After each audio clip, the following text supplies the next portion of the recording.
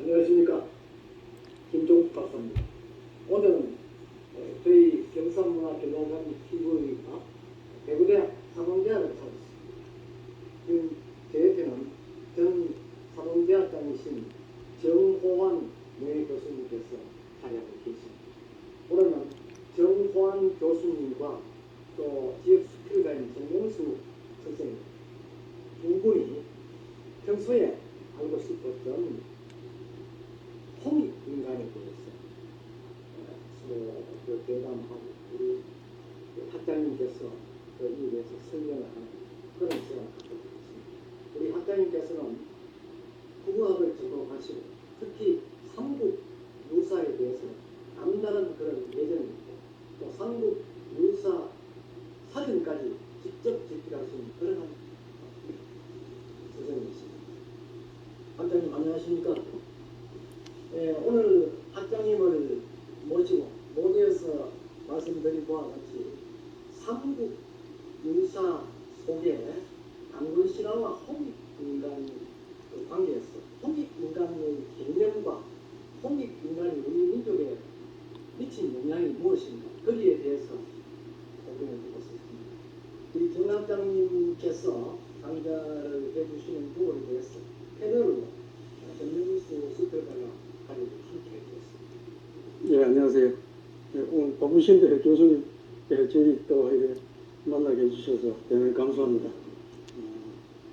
그 공부를 해보면서 평소에 그 궁금한 것들이 이제 참 우리 단군 성교께서 이제 강조하신 홍익인간 이화세계 뭐 초등학교 때부터 뭐 불꽃을 인간하면서 저희들한테 홍익인간 얘기를 많이 들었지만 그 구체적으로 그 어떤 이념이 담겨있고 개념인가 또 우리가 받아야 될 게 어떤 사항들인가 또 실천할 사항들은 뭔가 이것들 굉장히 궁금해했는데 제가 좀 어렵게 이렇게 시험을 드렸습니다. 고맙습니다.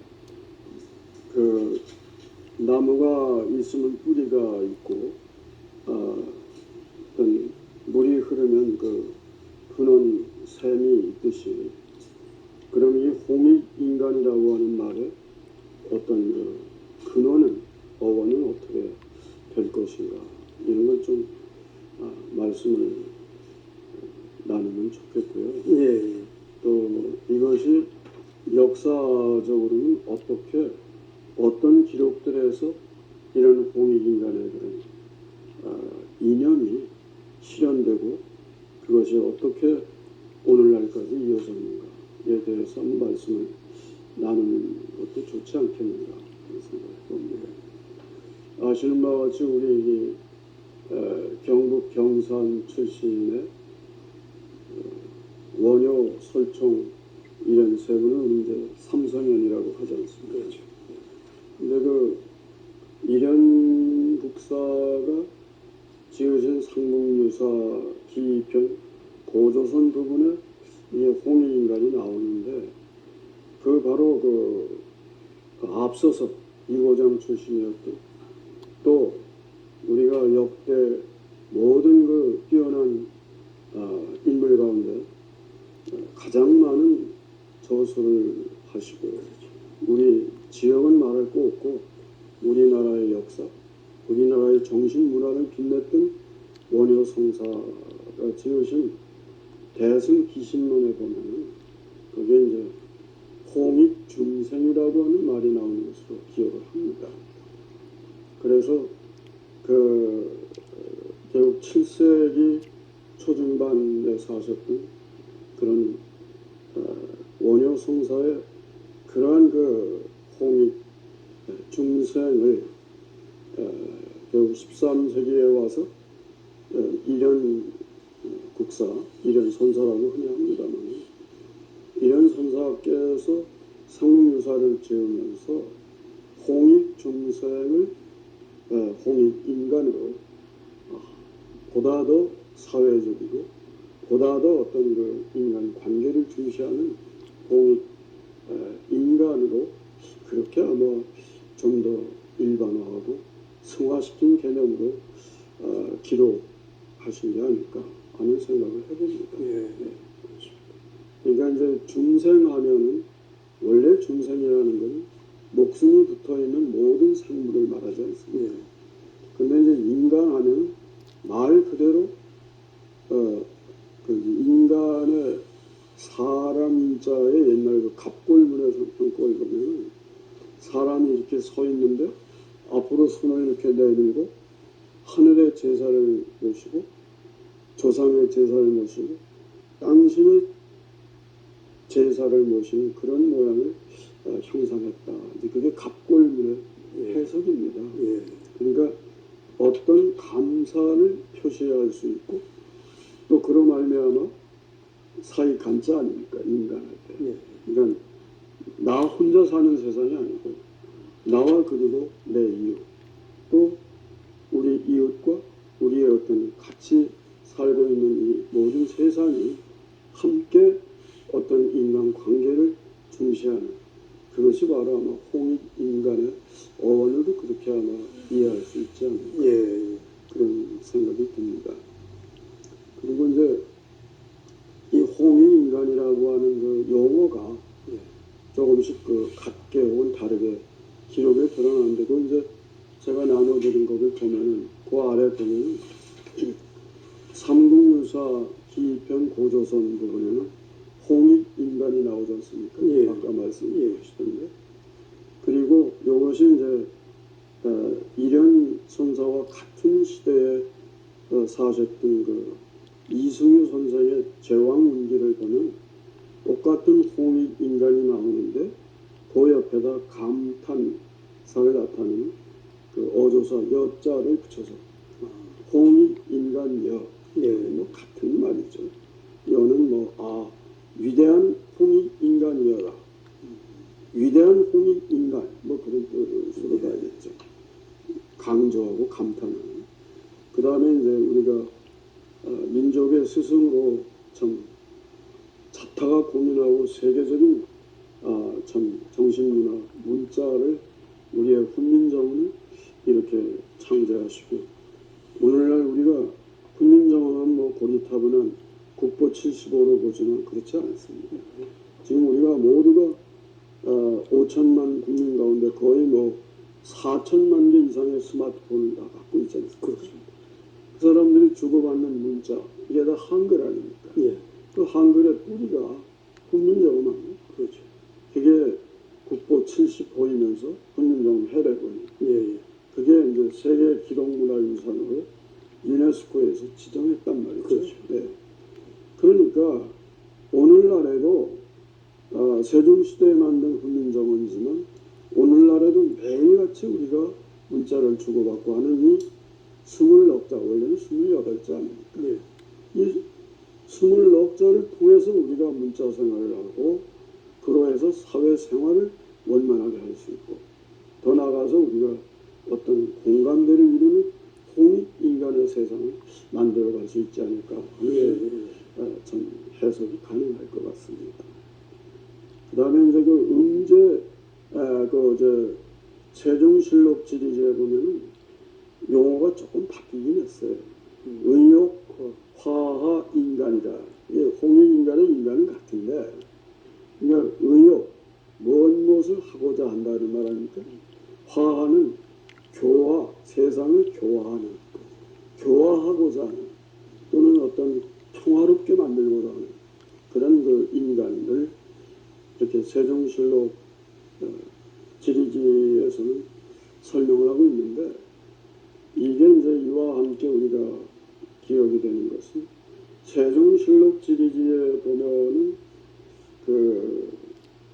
그게 세종 29년입니다. 예. 이게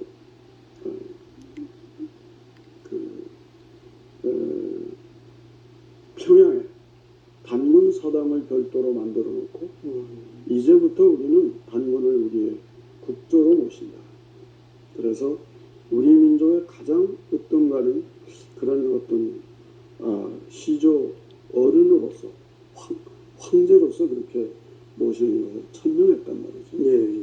예. 보면 똑같은 이야기인데 응제시주라고 하는 그런 그 글이 있습니다. 이 응제시주는 이제 말하자면 태조 이성계가 이제 조선을 건국했지 않습니까?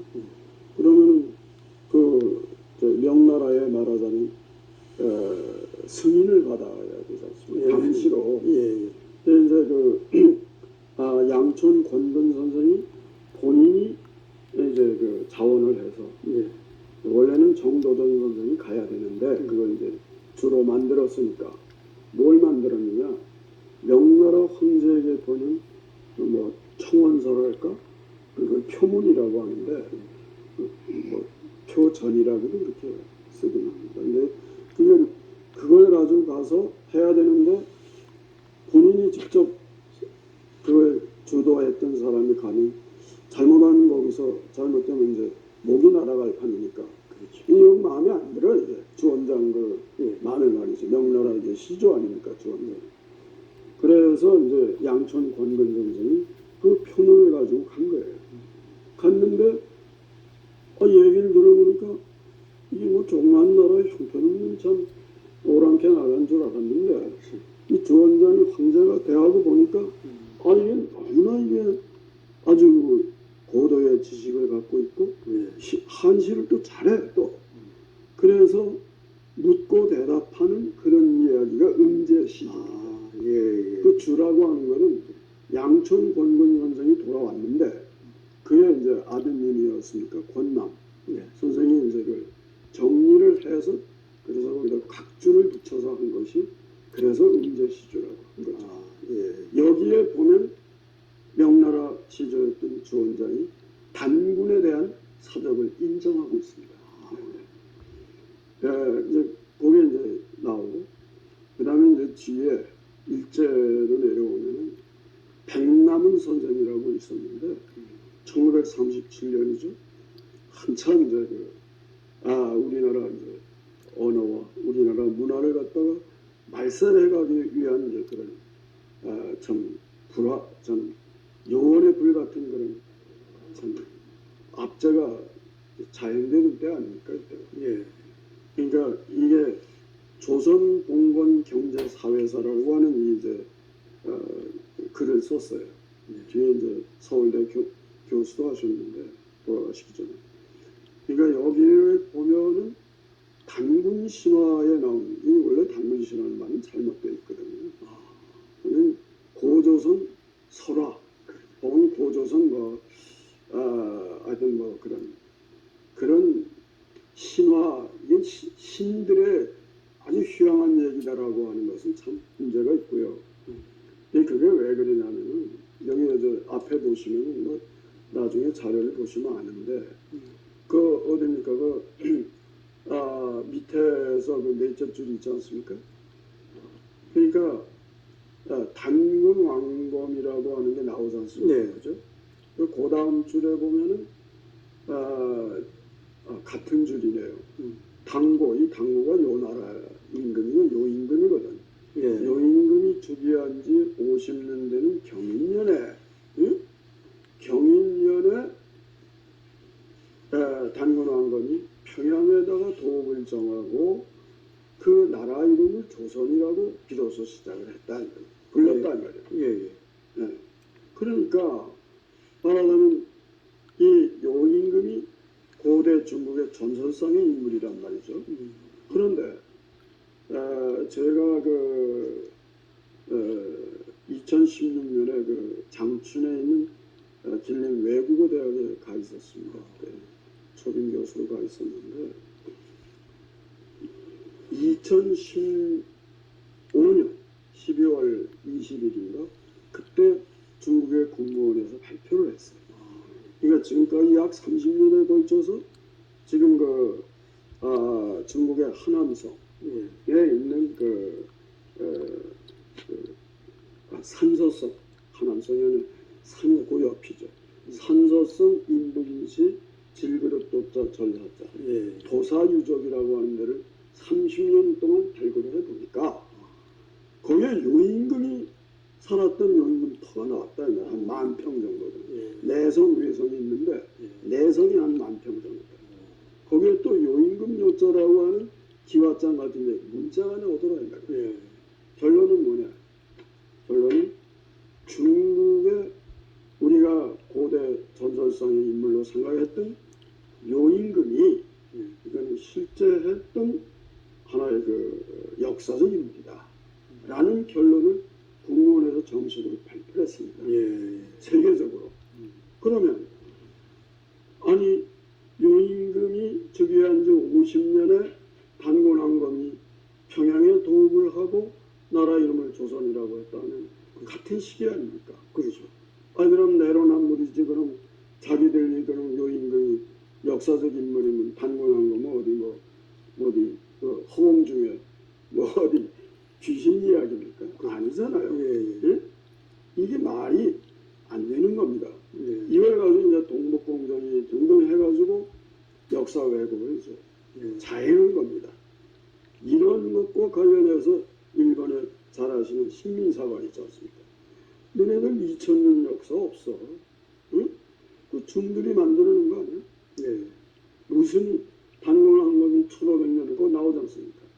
그거 보면은 어국 1500년이다. 나라를 다스리는 1500년이 되고 그렇게 해서 뒤에 1908세까지 살아서 세상을 이제 생을 마감했다. 아니 세상에 어떤 임금이 1500년을 다스리며 무슨 놈의 1908세를 사는 인간이 어디 있냐 세상에. 아주 새빨간 거짓말이에요. 그런데 공민왕 12년 1363년에 당시에 종일품 수문화 시중을 했던 행촌 이암 선생이라고 있습니다. 종일품이면 지금으로 말하면 부총리급입니다. 그래서 그분이 강화도 해운당에서 단군색이라고 하는 글을 썼어요. 거기 보면 47분의 임금이 나와 있다. 그러면 1500년 같으면 40으로 나누면 약 그저 한 35, 6년 정도 되지 않습니까? 물론 더 많이 오래 한 사람도 있고 그렇지 못한 분도 있겠지만은 그러니까 이것이 나왔어요. 그 뒤에 세종시대에 가면 아까 왜 평양에 단군사당을 만들었던 그렇죠. 그때에 좌의정을 했던 사람이 언덕원자 이원이라는 분이 있어요. 고성이십니다. 그런데 이분이 좌의정을 했는데 이분이 누구냐? 행촌 이암 선생의 말하자면 손자야. 그것이 한 7, 80년밖에 안 돼 차이가. 그러니까 이 단군세기를 보고 세종대왕께서 자신 있게 단군을 우리의 국적으로 모신다라고 하는 그런 공개적인 천명을 하게 됐다는 거죠. 그런 합리적 추론이 가능하다는 것이죠. 그리고 또 세조가 10월달 초순에서 정순까지 한 열이틀 동안 신하들을 데리고 단군 사당을 찾아서 거기 가서 분양 제대를 하고 왔다. 그러면 이런 것들이 다 그럼 우리의 역사는 말짱할 겁니까? 아니잖아요. 이게 아주 참 엄청난 얘기입니다. 그래 이제 백남원 선생의 조선 공건경제사회서에 보면 곰이 있잖아요. 곰이 옛말로 고마거든. 고마. 오늘날 우리 고맙다 그러잖아요. 그 고맙다의 고마가 곰이라는 얘기거든요. 단군의 어머니 아니에요. 운녀 아니에요. 그렇죠. 그 고맙다에 비읍다는 전무사인데 같다는 뜻입니다. 그 단군으로 말하면 나의 어머니의 은혜와 같고 부모가 돌아가신 조상신이 되잖아요. 조상신의 은혜와 같고 그걸 일반화하는 하느님의 은혜와 같다는 얘기 아니겠습니까? 그러니까 이제 지금도 우리는 그때 시대의 말을 쓰고 아직도 그런 진영에 그런 게 남아있다는 거예요. 803 있지 않습니까? 이 원래 공산이잖아요. 그렇죠. 거기 보면 능성자 아시잖아요. 그 곰능자가 곰능이라고도 하고 자라내라고도 하고 별 이름 태라고도 합니다. 능자. 또 곰치자예요. 곰치자. 또 공주에 가면은 이제 곰나루가 있어요. 그 곰나루가 하는 거야. 또 백두산은 있지 않습니까? 상사 고구려 쪽에 보면은 그걸 운신산이라고도 해요. 곰자. 그러니까 말하자면 곰을 토템으로 하는 종족과 그렇지 않은 어떤 쇠나 사슴을 그 토템으로 하는 그런 종족들이 서로가 어울려서 하나의 나라를 일으키고 예. 한 것이 고조선이 아니었냐는 그런 그 학설을 연구 논문으로 쓴 사람들도 있습니다. 예. 네. 어쨌든 이 곰을 이 백남은 선생은 경제적인 가치를 보면은 큰 곰을 한 마리 잡으면 이제 우리 조상들 가운데는 춥고 눈 많이 내리고 그 시베리아 벌판 같은 데 살았던 그런 종족이 있단 말이에요. 예. 우리 이제 북에서 이제 내려왔다라고 보면은 그러니까 그 곰 한 마리를 잡으면 거기에 그 이제 말하자면 고기는 뭐 말할 것 없이 뭐 5달 6달 되니까 겨울이 추운 겨울이 동토 아닙니까? 예. 툰드라지요. 이거 어디서 겨울에 그 이제 국도 끓여 먹고 뭐 고기도 먹고 해서 아마 오늘날 제가 볼 때는 곰탕도 그럴 가능성이 있습니다. 네. 그게 그리고 탕 문화가 발달했잖아요. 예. 그 옛날부터 그 추운 지역에 다 깡깡 얼어붙는데 그걸 어떻게 먹습니까? 그렇죠. 끓여 먹어야 되잖아요. 예. 안 끓이면 또 세균이 많잖아요. 예. 그러니까 그런 곰과 관련한 그런 경제적인 가치가 있다. 그 뼈는 뭐 하느냐? 뼈가 강해. 곰 중에 제일 강력한 곰이 불곰 아닙니까? 예. 그 불곰의 뼈는 그 이제 이렇게 눈이나 뭐 얼음집을 이제 이글루라고 그래서 얼음집을 만드는데 그런 그 곰뼈를 가지고도 이렇게 그 이제 하나의 기둥 비슷하게도 썼고 또 강력하니까 외적이 쳐들어와. 그럼 그걸 무기 삼아가지고 쳐냈다 이 말이에요. 또 가죽은 곰 가죽 있지 않습니까? 예. 또 곰 털 있잖아요. 예. 그게 얼마나 또 고급 좀 요즘 얼마나 많은 비싼 돈을 줘야 삽니까? 그러니까 곰이 얼마만큼 곰을 확보하느냐에 따라서 그 곰을 토토로 했던 종족이 생존에 문제가 있었다라는 것이 이 조선 봉건 경제사회사의 백남은 선생의 그런 곰의 경제적인 가치가 이제 여기로 나와 있다는 것이죠. 그다음에 이제 뒤에 와서 뭐 백남준 선생이라고 뭐 아마 문교부 장관도 하신다고 그랬습니다. 그 1977년에 나오는 한국의 현실과 이상이라는 데 보면은 이 홍익인간과 설명을 해서 영어로 해서 Service above self, self는 이제 자기 자신이죠. 자기 자신을 뛰어넘는 그런 봉사의 개념, 뭔가 함께 할 수 있는 그런 어떤 세상을 열어가는 그런 개념으로 홍익인간을 설명했지 않았을까 그런 생각이 듭니다. 네. 혹시 뭐 이렇게 말씀 나눠보시고 우리가 현실적으로 홍익인간에 대해서 우리가 뭐 실천해야 될 과제라든가 뭐 이런 것들은 뭐 어떻게 정리를 하고 있습니까? 저는 그 새마을 운동 있지 않습니까? 예. 그게 근년 자조 협동 아닙니까? 그렇죠. 그 협동을 하려면 그 왜 노랫말에 타타타 있잖아요. 그렇죠. 네가 나를 모르는 내가 너를 어떻게 알아? 응? 예. 서로가 다름을 인정하고 서로 종족이 다르더라도 요즘 우리가 다문화 시대에 뭐 지난 몇 년 전에 보니까 봉화에 예. 가면은 뭐 그 이용상 예. 베트남의 그 마지막 이시 왕조의 마지막 왕손이었던 이용상 예. 베트남 말로는 리롱땀이라고 하는데 그 화산 이시들의 집성촌이 있어요. 봉화에 가는. 응? 그 거기서 그 이제 베트남 타운을 만들었습니다. 국기를 들었습니다. 그런데 그게 보니까 우리나라에 와서 지금 외국인 베트남 이주 여성 며느리들이죠. 12만이랍니다. 그 애들까지 치면 벌써 20만이 넘잖아요. 예? 그 다음에 아들만 있습니까? 딸 있고 손 다 있을 거 아닙니까? 그 사람들은 애들을 보통 2명, 3명 낳는 거는 그건 상식입니다. 우리는 오늘날 뭐 결혼해도 애도 안 낳고 완전히 이거 쫄아들잖아요. 베트남은 이거 늘어요. 예? 맞습니다. 제가 그 몇 년 전에 잠시 그 타이밍 대학에 가서 좀 있었습니다. 한 학기 정도 있었는데 예. 거기는 우리나라하고 문화가 달라요. 어린애를 데리고 와요, 직장에. 오면 엄마가 없어도 아빠가 없어 다른 사람들이 다 이렇게 뭐 물 달라면 물 떠다 주고 예. 뭐 먹을 거 달라면 먹을 거 갖다 주고 그래요. 왜 우리가 배울 점이 많더라고.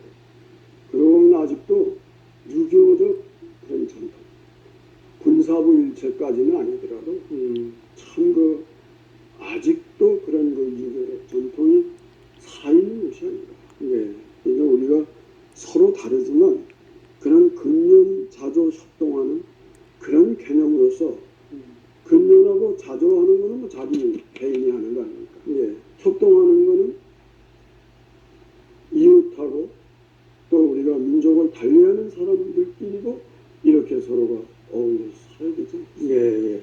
딱 이런 와닿네. 그렇죠. 이런 새마을 운동 같은 그런 정신을 새마을 정신을 어렸을 때부터 가정에서 학교에서 또는 우리 직장에서 또는 뭐 이런 여러 가지 그 조직들을 통해서 이런 것을 다시 한번 도덕 재무장을 홍익 인간 정신으로 재무장을 해서 우리나라 사회를 좀 더 튼실하게 만들어가죠. 예.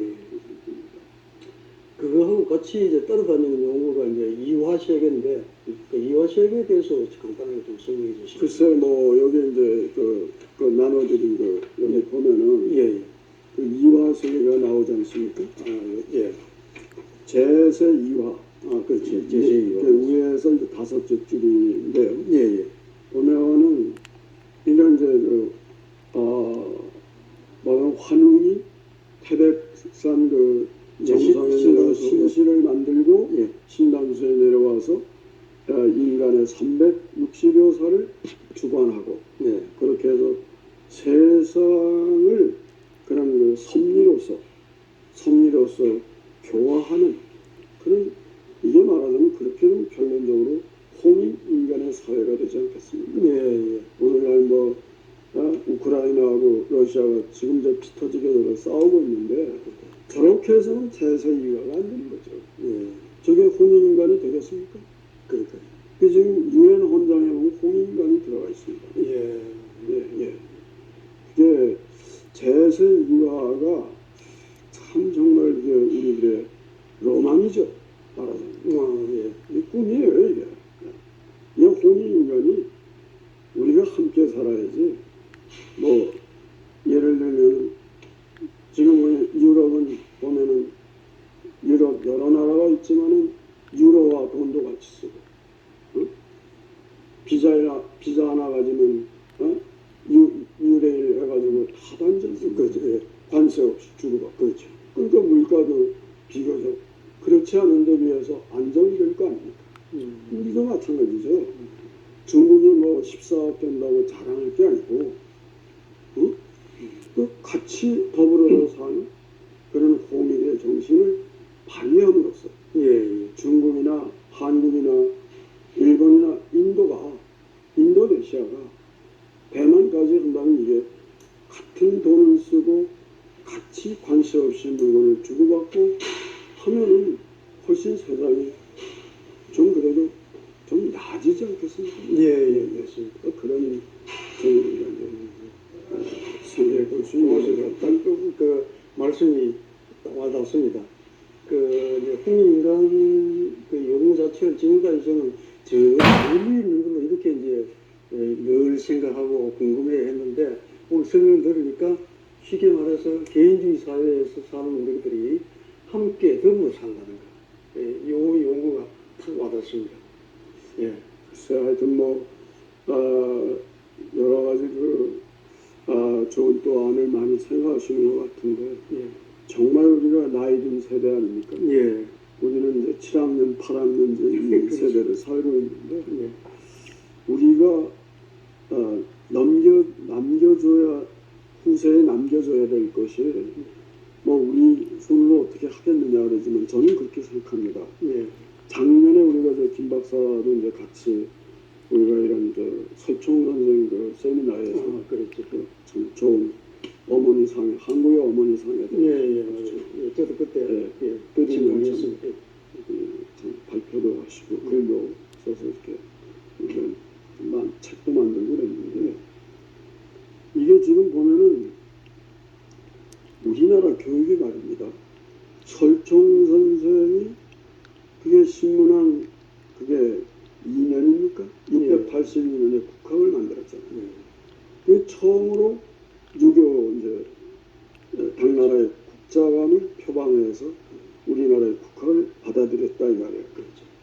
그런 이후에 682년에서 1895년이면 약 1200년 동안 안 됩니까? 그렇죠. 예, 정년이죠. 그동안 계속해서 이름은 조금씩 바뀌고 뭐 이런저런 공교육이 좀 변형이 됐지만 현재 우리나라에 있는 장교가 234개, 송년관까지 하면 235개가 되는데 이게 그동안에 이런 공교육 또는 뭐 서원이라는 이름으로 서당원의 이름으로 또 얼마나 많습니까? 예. 그런 데서 1200년 동안 내려온 그 우리의 전통 교육을 고종 황제가 고종 32년입니까? 1895년에 교육조서, 교육칙서라고도 하는데 그걸 발표하면서 그것도 이제 일본 사람들의 압제용이 되어가지고 그러니까 서양식 교육과정을 그대로 그냥 여과 없이 받아들였어요. 우리는 우리의 전통 교육은 뒷방 늙은이가 됐고 이게 뭐 완전히 뭐 이건 식은 밥 대접을 받는 거예요. 예. 이해 안 된다는 얘기죠. 그렇죠. 응? 그래서 우리는 이거를 국민청원을 통해서 뭐 어떤 방식으로든지 우리들의 지혜를 모아가지고 이 교육과정을 전통 교육과정에다가 현대식 교육과정이 나쁘다는 게 아니라 그걸 접목을 시켜줘가지고 뭔가 지속과 변화를 시켜야 된다는 거예요. 저는 그런 생각을 갖고 있습니다. 그래서 이거는 우리가 나이 든 사람들이 이런 지혜를 모아가지고 이런 국민청원의 형식 또는 어떤 국민 제안의 형식 뭐 여러 가지로 해서 우리 사회를 후손들에게 좀 더 뿌리가 있고 뿌리가 튼튼해야 뭐 나무가 잘 자랄 거 아닙니까? 꽃도 피고 열매가 맺죠. 그래서 그런 게 뭐 좀 되지 않겠는가 그런 생각이 들고요. 고맙습니다. 실제로 우리가 잘 생각해 보면 그런 과정을 우리가 해야 돼요. 어떻습니까? 공감합니다. 그래요. 그 뭐 우리가 뭐 영원히 살다가 간 사람 아니면 그렇습니다. 우리가 앞으로 뭐 20년을 더 살 겁니까? 10년을 더 살지 5년을 더 살지는 아무도 모르는데 하여튼 뭐 제가 이렇게 오셨는데 뭐 두서없이 이런 뭐 말씀을 나눠서 홍익인간의 어떤 이런 개념이 조금 정리 또는 뭐 이렇게 좀 하나의 어떤 질서를 잡는데 도움이 된다면 좋지 않겠습니까? 고맙습니다. 또 뭐 다른 쪽으로도 또 한번 제 나름대로 공부를 좀 해보겠습니다. 아유, 네. 많은 도움이 되었습니다. 별 말씀입니다. 이해가 같이 고맙습니다. 감사합니다.